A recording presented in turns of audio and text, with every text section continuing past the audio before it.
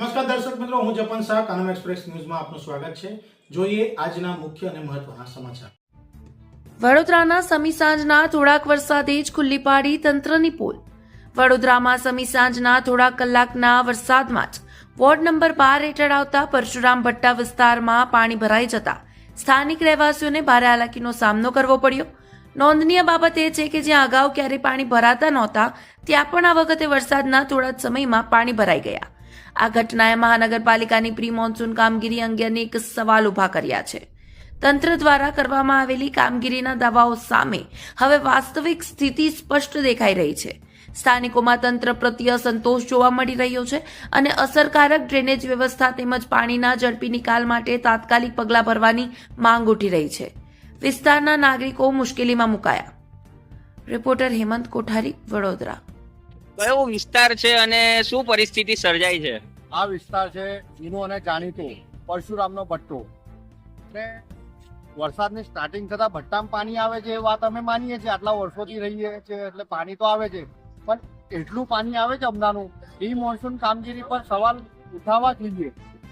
હવે પાણી જે આવતું નહોતું એ જગ્યા પર બી પાણી આવી જાય છે।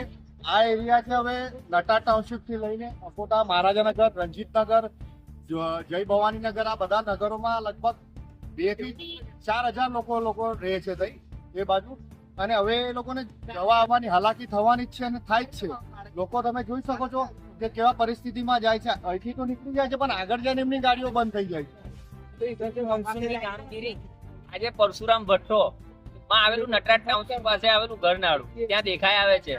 કોર્પોરેશનની જે પાછલા 30 વર્ષના શાસનમાં જે કામગીરી કરતા રહ્યા છે ને એ આજે દેખાય છે। જે રોડ પર પાણી નતું ભરાતું ને ત્યાં રોડ પર આજે પાણી છે।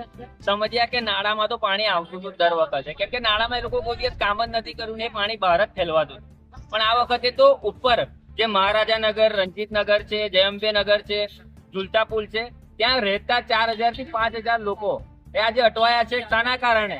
કે પ્રી મોન્સૂન ની કામગીરી થઈ નથી, વરસાદનું પાણી બહાર આવી ગયું છે અને એટલો પણ વરસાદ નથી પડ્યો કે એટલું 4-5 કલાક વરસાદ નથી પડ્યો કે 15-20 ઇંચ વરસાદ નથી પડ્યો કે જ્યાં પાણી બહાર આવી જાય। 1 કે 2 ઇંચ વરસાદની અંદર જો વડોદરામાં આવેલા આપણા એક વિસ્તાર જે પરશુરામ ભટ્ટો છે એની આ હાલત થતી હોય તો વડોદરામાં ઘણા બધા બીજા વિસ્તાર પણ છે ત્યાં પણ આ જ હાલત હશે। આપણે સયાજીગંજની આજની સ્થિતિ છે, આ સયાજીગંજની સ્થિતિ તો તમે જોઈ જ રહ્યા છો।